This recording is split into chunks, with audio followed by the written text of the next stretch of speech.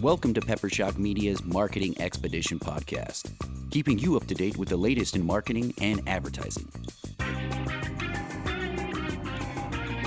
Now here's your host, Ray Allen.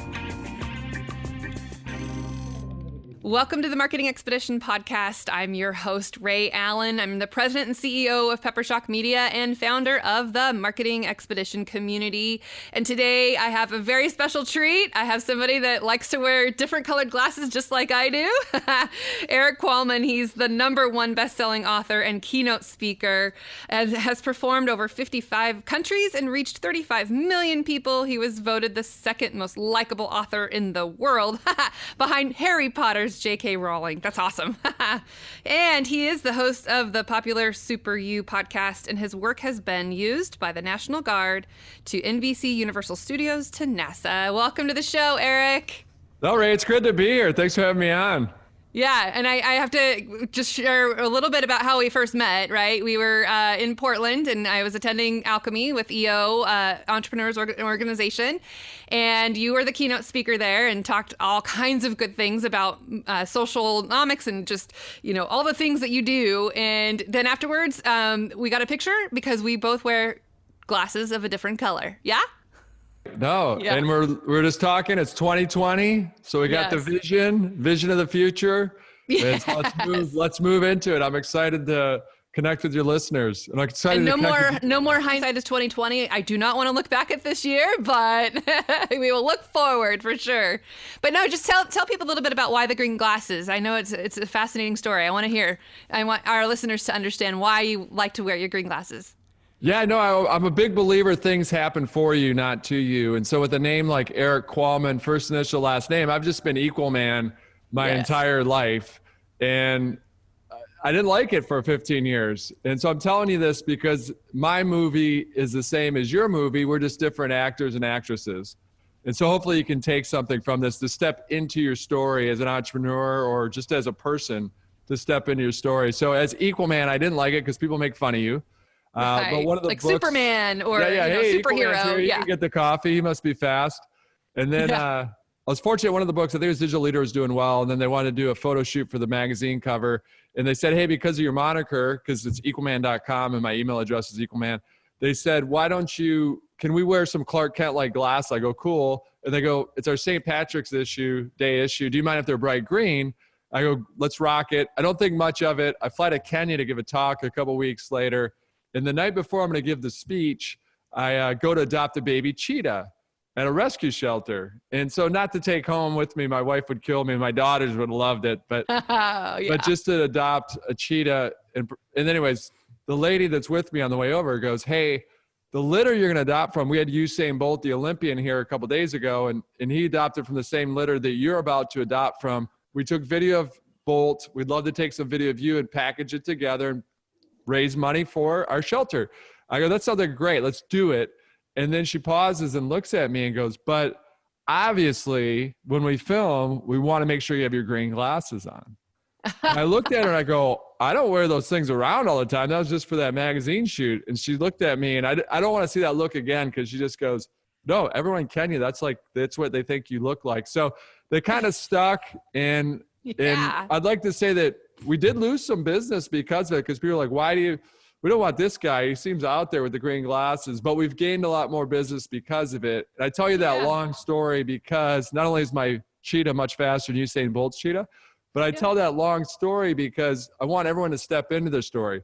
And it is uncomfortable at first, but once you step fully into your story, it's the most comfortable place that you can be. And it's good for business. It's good for branding, right? Yeah, it's great for branding. So it's good. And then people just know who you are from the green glasses, right? And I always get orange glasses for me because our brand is orange, and so I like to wear orange, and it means fresh and renew. So I think it's definitely good for business, and for me, I can't wear contacts anyway, so it works. It works totally. It's been great because we just did a thing with Disney, and they just bought thousands of glasses for their cast members. And so there's stuff you wouldn't even think of. That's why I say things happen for you, not to you. So here's a thing that I'm like, oh my gosh, I can't believe I'm Equalman. To where it's like, oh my gosh, I can't believe I'm Equalman. and like That's stepping into it. And then all of a sudden you're like, now we're in the business of producing glasses, which is fascinating to me. Yeah. Hey, it works for you for sure. Yeah. So let's talk a little bit, like you say, things happen for you. Some of the things that have happened, the books that you've written, the best-selling author, and the fact that you are, voted second most likable author. Tell me about your journey. Like, what made you decide to write the first book that you did? And just kind of tell me about your path.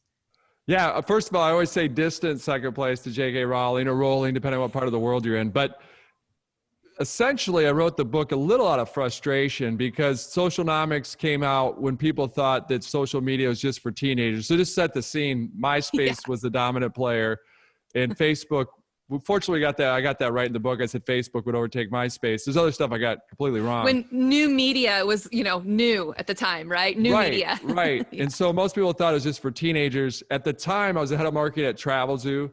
And I was speaking primarily about search because we bought $25 million worth of search, which at the time, that was a lot. Like that was like one of the biggest buyers of search. So people want to know, how do we do paid and organic search? So at these search conferences, as the head of marketing at Travelzoo, I actually started talking about social media. And people thought I was crazy. And the crowds got smaller and smaller. And then a buddy of mine that had a published book says, I know a lot of people think you're crazy talking about social media, especially during it's the search era in conference, but go talk to my publisher. And then the short story is the rest is history. So I wrote Socialnomics. Fortunately, it was the right place at the right time, just telling people this will change the way everything works, politics, government, business, how we communicate. Everything. And so it was the right place, right time. Yeah, no, and it definitely has changed everything. And then when did you start doing the videos every year with the different statistics that are out there? Because I've been watching this for years, but I'm just trying to kind of place when you started doing that. Yeah, it was about it's almost the 10-year anniversary. It's about 2010. So it's like the 10-year anniversary. In the video, Social Media Revolution, for those listeners, it says like right here, right now, because people are like, oh, I know those videos once you say the song. But I made that primarily, I'd give an hour talk about social, and people were kind of like, it's pretty good. And then, but I wasn't hitting them over the head. Like they weren't taking action. So I gotta scare these people. Like they don't understand like how big this revolution is. And so that's why we came up with that video. And then lo and behold, it goes massively viral because people like yourself and others go, this is what I needed to kind of explain this in 3 minutes to get people to do something. And so it's been fun, and it's been it's been a nice pain. It's a first world problem. We have to update the thing all the time, but it's yeah. It's a good problem to have, right? Well, you said here, that you've reached 35 million people. I'm sure that some of those people are ones that I force them to watch the video every year because I play it at our event. We have new marketing trends for the new year that we do. And I love having people see it, especially like one of the stats is the 8 second for, goldfish can only have an attention span of 8 seconds, but humans only, I don't even know. You tell me, what was that stat now? Yeah, the attention span of a goldfish is 8 seconds and a human being 7 seconds. It used to be 12, but because of all these digital tools, it's now 7 seconds. And no, but thanks for showing the video. I mean, I'm glad it's been just a wonderful ride. So I'm glad it's been helpful. And again, I know you have a lot of listeners that are dealing with marketing.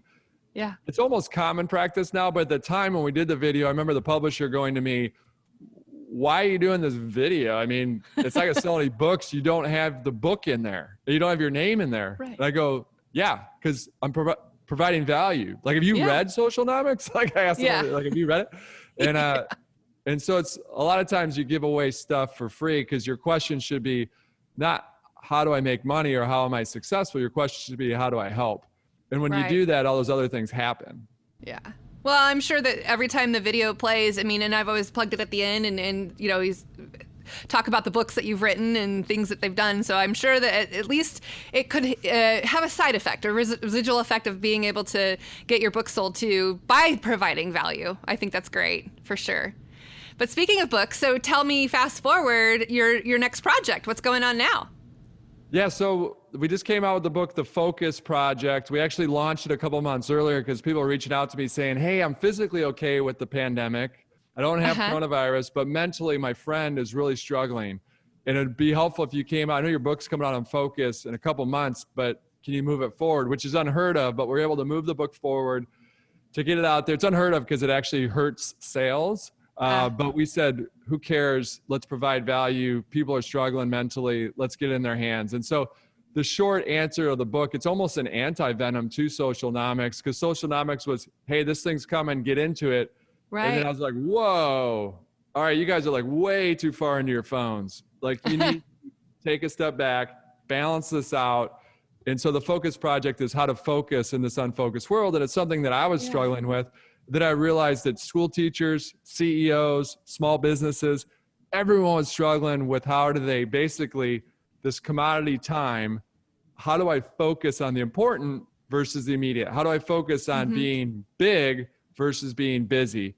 And so I was struggling with it. So I wanted a resource to help me. And I wanted to put myself through the project to test stuff and then marry that industry science with my street science, like me being the guinea pig, because I thought it'd be really helpful, especially for small business owners and a lot of people, but just how do I deal with this? And now the pandemic hits. So now it throws gasoline on, oh my gosh, I got homeschooling. I'm now working virtually. I got to order everything online, including my groceries. Where's my focus?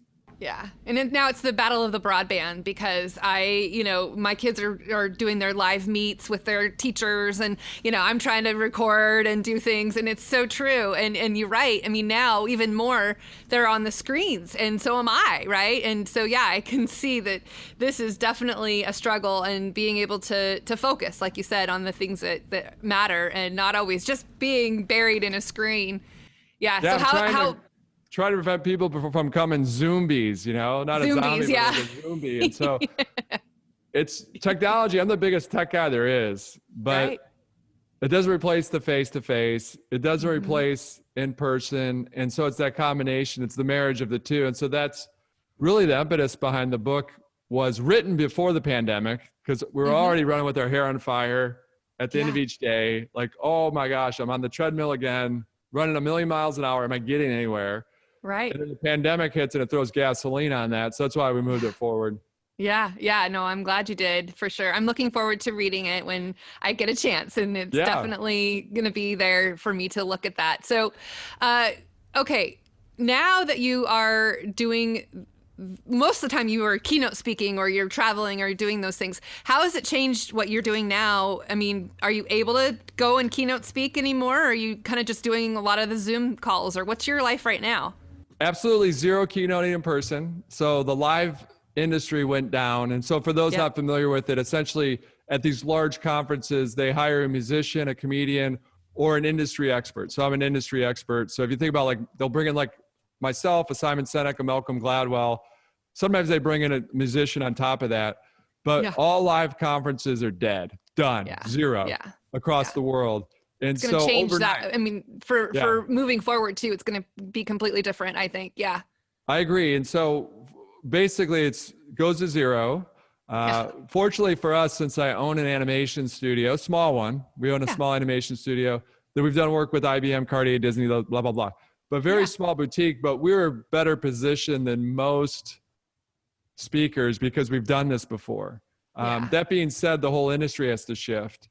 But the short answer is we're doing a lot of virtual stuff, and there's a lot of benefits to the virtual component.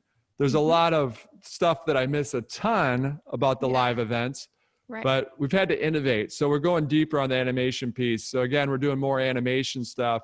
And also, obviously, I'm speaking virtually a lot more, but it's forced us to innovate, which is good, because that's what I talk about on stage. I'm kind of able to drink my own champagne, that as digital leaders, it's not a question on if we're going to transform, it's how well we're going to do it. And it's constant. It's not a one-time thing. You always have to be transforming.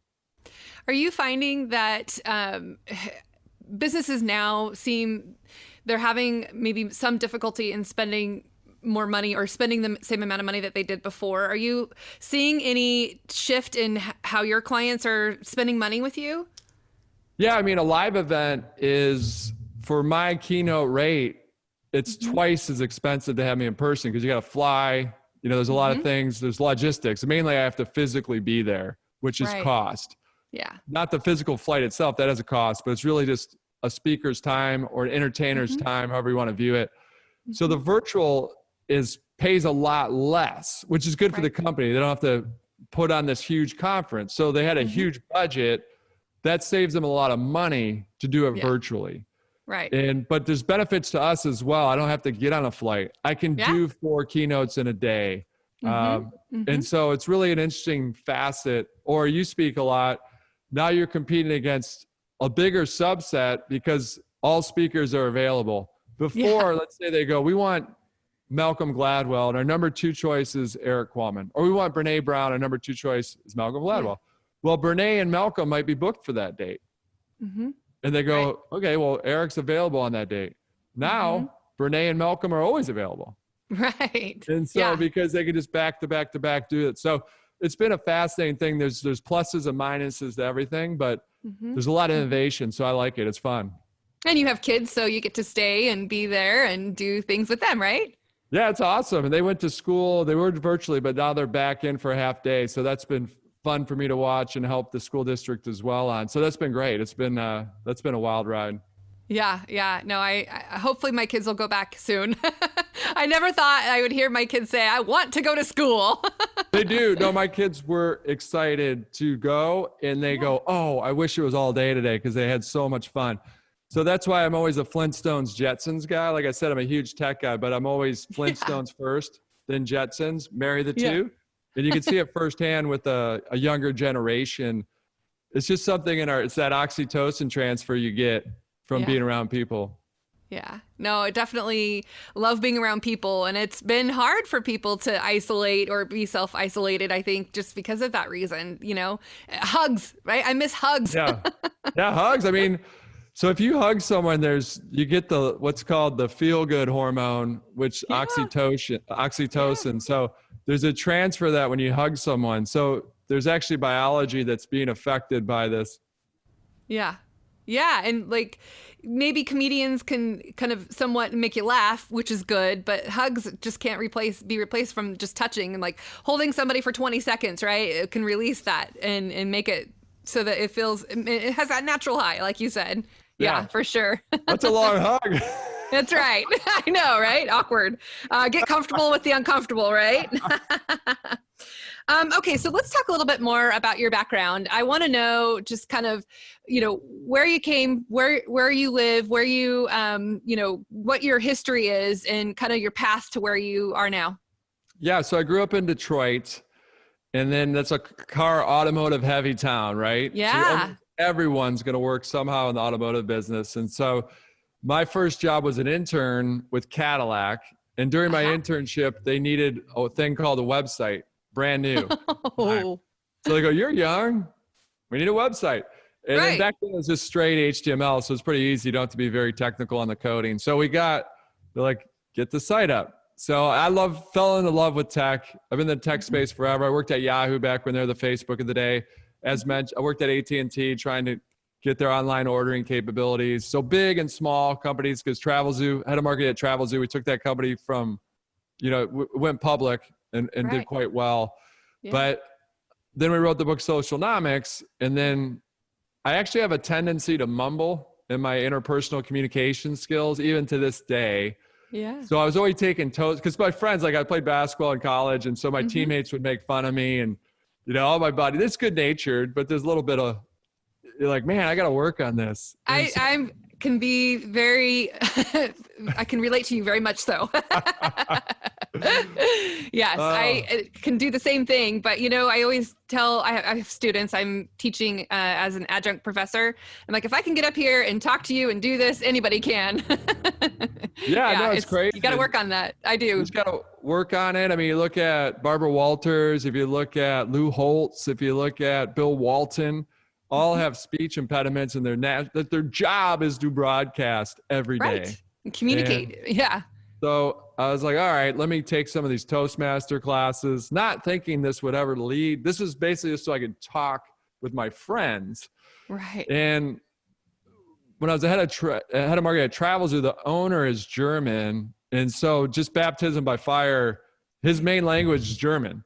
So I had to deal with Wall Street, the press. And then so when the book Socialnomics came out and I gave a talk on it, someone in the audience came up to me and said, I don't know what you do full time for a living, but you should be speaking on stage for a living. I go, you can do that like for a living?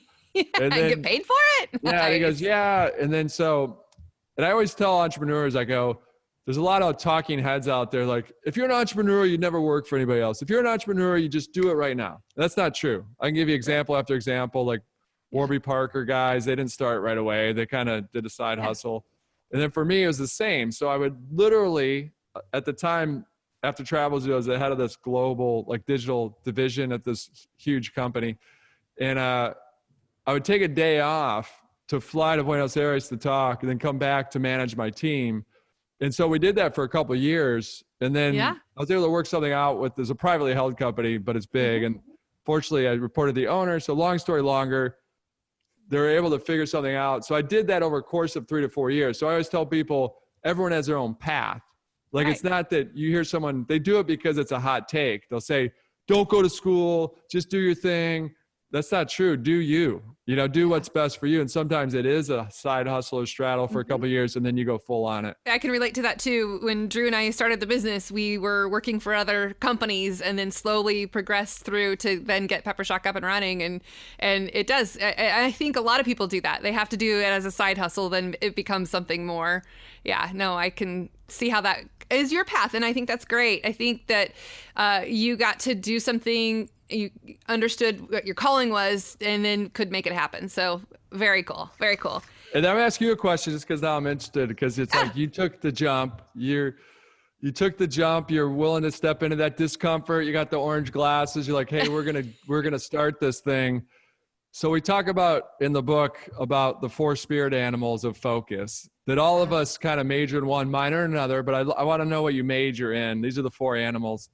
So there's the hedgehog. The hedgehog is, their focus is, if they want to write a book, they're like, I need to get a PhD in writing before I do it. Kind of like they want to put the armor on before they get into the arena. And so they kind of procrastinate a little bit, but they just want to make sure that they've got what they need.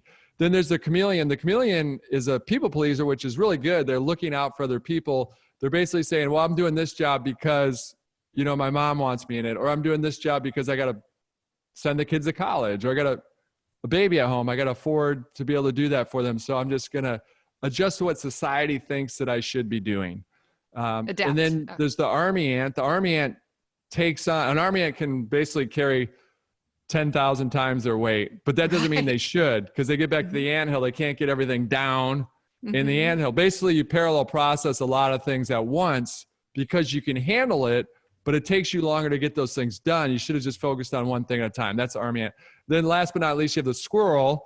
And the squirrel is just, and they're really good at sales and innovation because they're like, they want to move on to the next thing right away. They're like, that's shiny, let me do it. That's shiny, let me do it. And so all of them are good. You should see him pointing at me. So you're a squirrel? Squirrel! Absolutely. Yeah. That's good. But it's a strength. It's your strength. It's your greatest strength. It's also your greatest weakness. And so it's just understanding that's what your wrestle is with focus. Right. Is that you might surround yourself with people they're more operational, that you're going to, and then when I have a tough time focusing, I'm speaking for you, then you just kind of go, okay, I know this is my tendency. So that thing's so good. So I'm going to like put a little over there, but I'm not going to go all in because I got to finish this thing. Yeah, no, I absolutely do that every day of my life.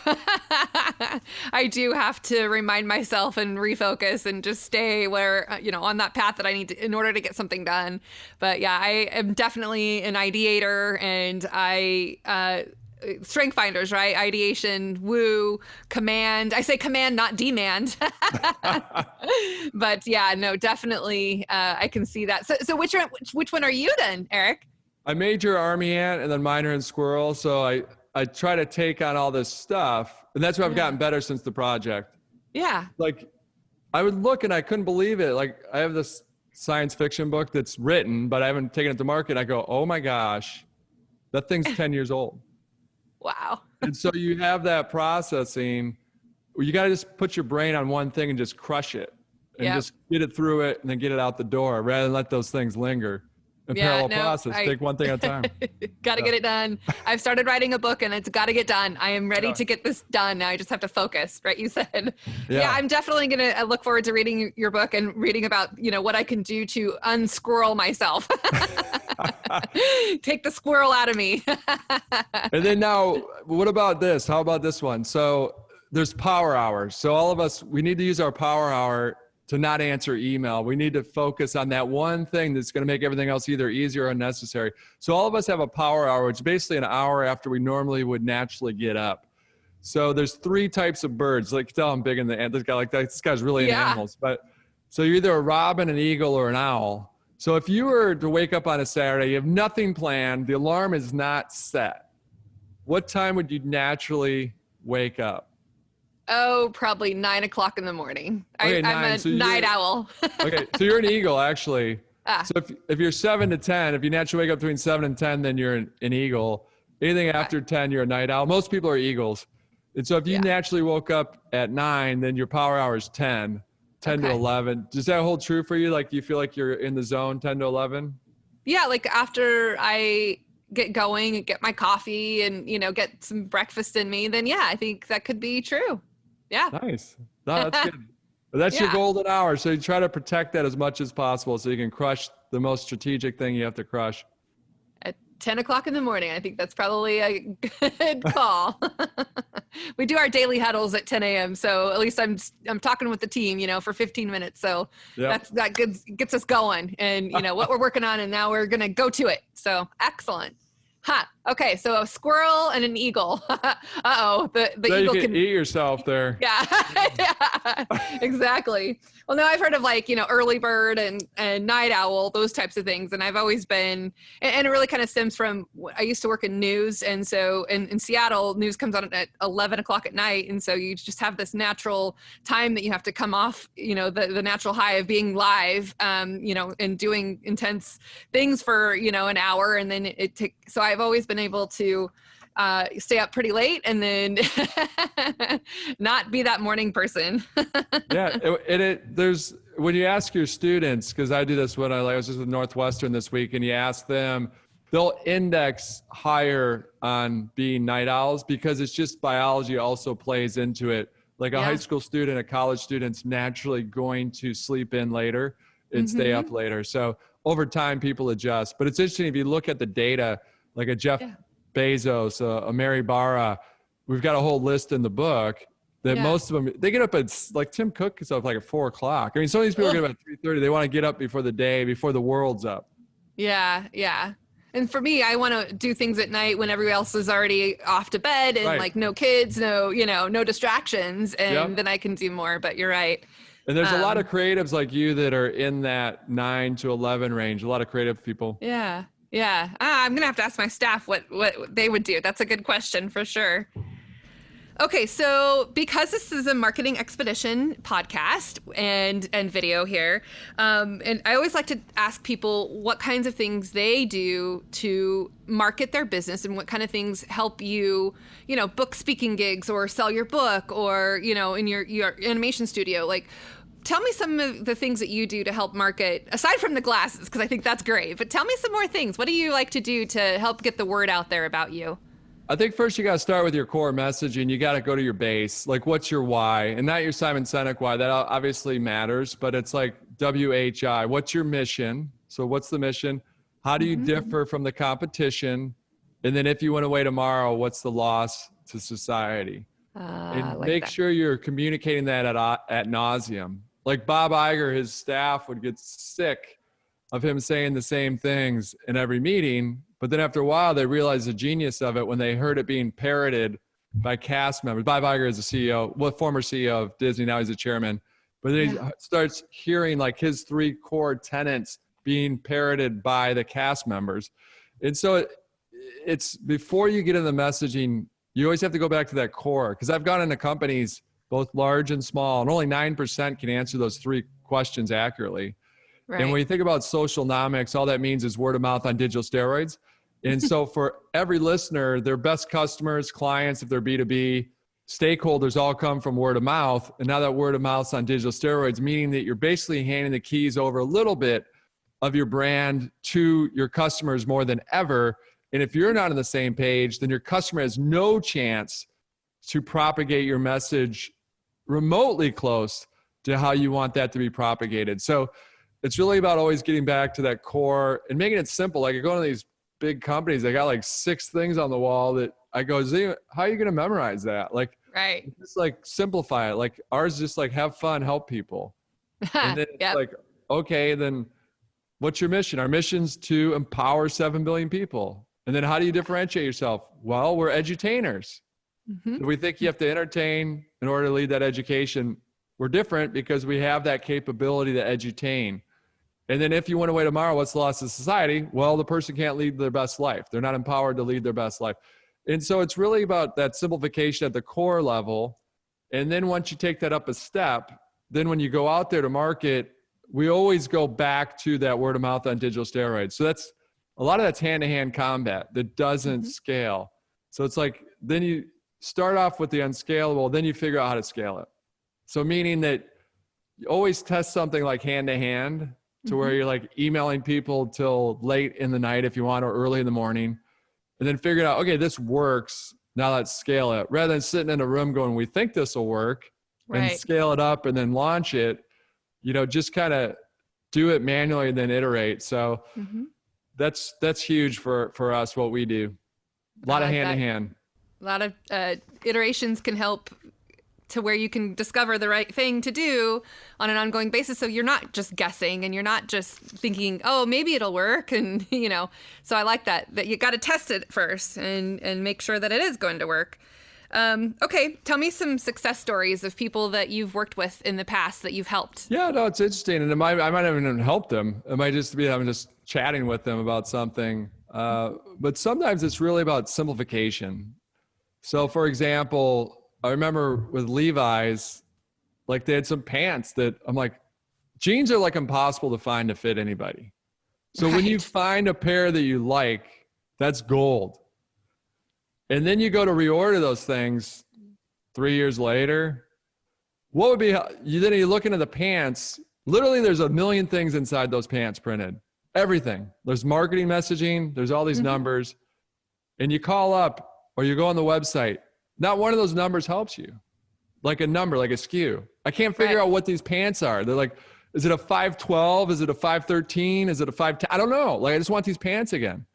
And so just working with them, it's like, why wouldn't you just have, here's how you reorder inside the pants instead of all this other garbage that you have in here. So a lot of it is like simplification like that. Similar instance, work with Godiva chocolates. This is before the pandemic. Now that the pandemic's hit, it hyper accelerated everything 5 years. And so now people are eating a lot more chocolate, right? Yeah, it's through the roof, right? Yeah. That's good. That's good. But like Hershey's understands this, and then work with Godiva, it was like, you don't have a relationship with your customer. And Hershey's has done a really good job of getting that relationship with their customer. Because before it just sell through the retailer, so they didn't know necessarily who was buying it. And so Hershey's has done a really good job of transformation, meaning that if there's a wrapper, they might look at that wrapper and say, there's nothing on the inside of this wrapper.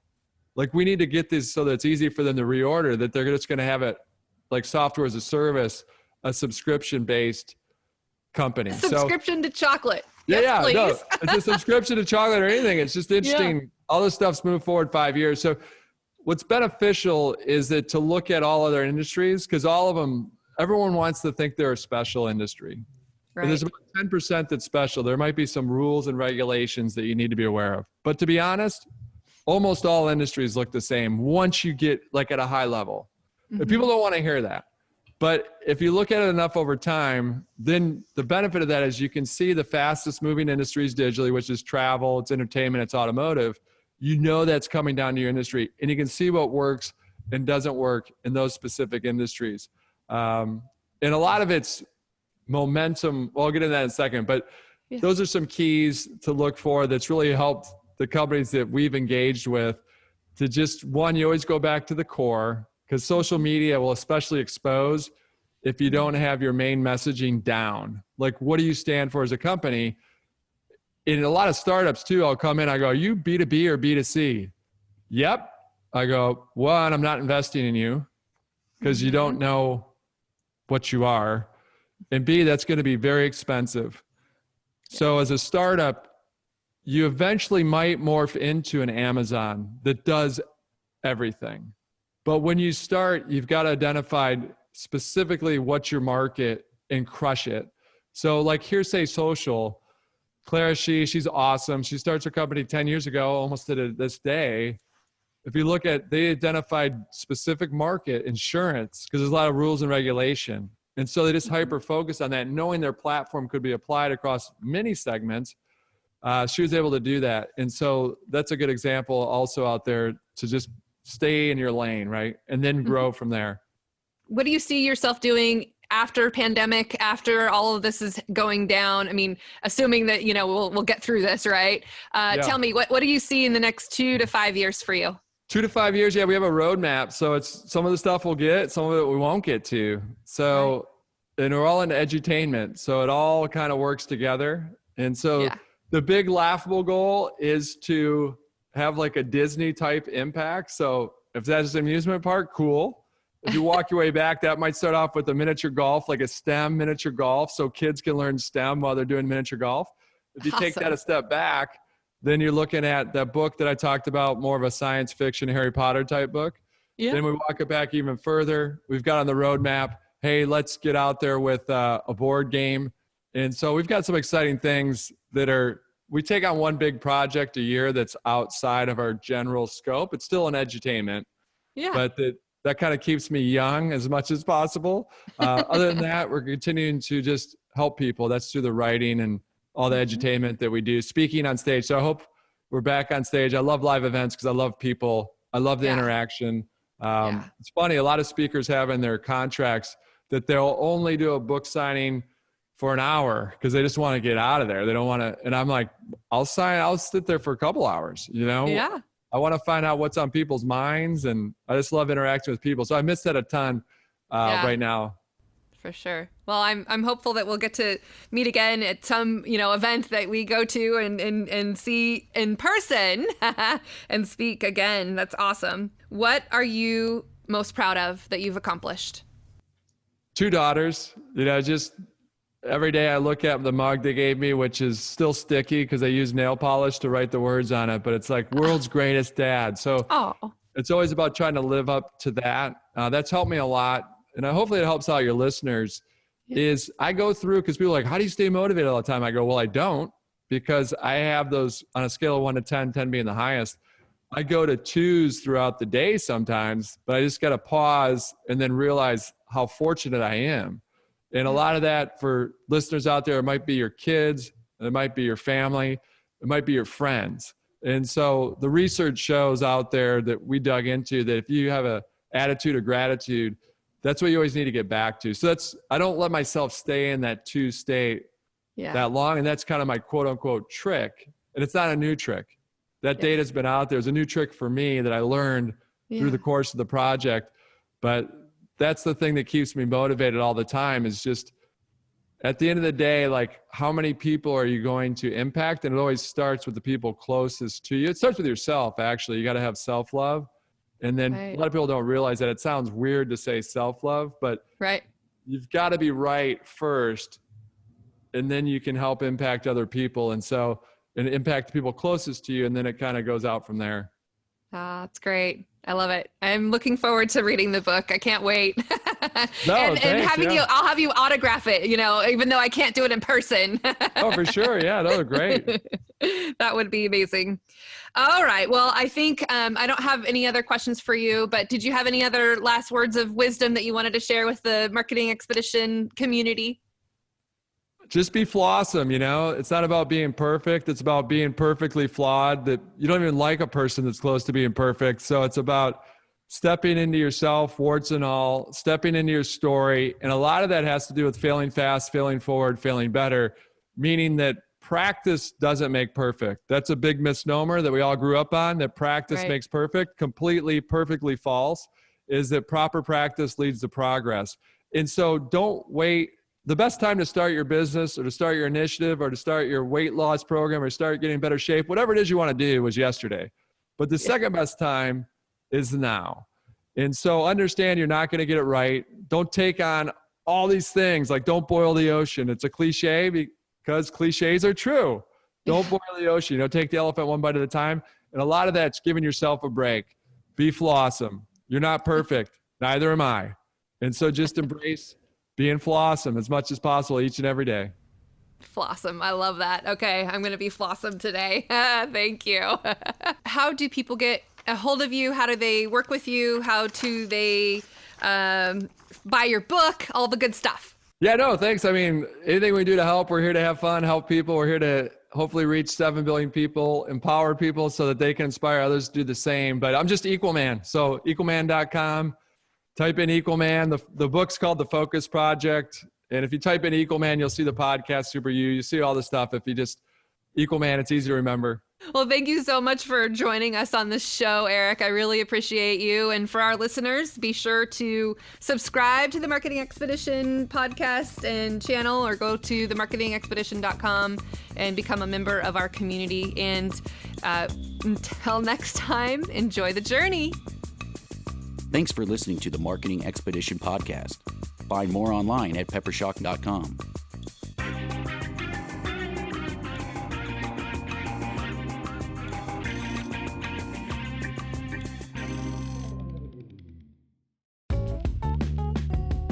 Wouldn't it be great if there was one place you can go to get all the latest information and tips about marketing and advertising? The Marketing Expedition community is that place. People like you gather in our online community to build relationships with others and find the latest marketing trends, tactics, tools, and technology. We help you build your brand and your bottom line. Start your adventure today. Visit themarketingexpedition.com to find out more.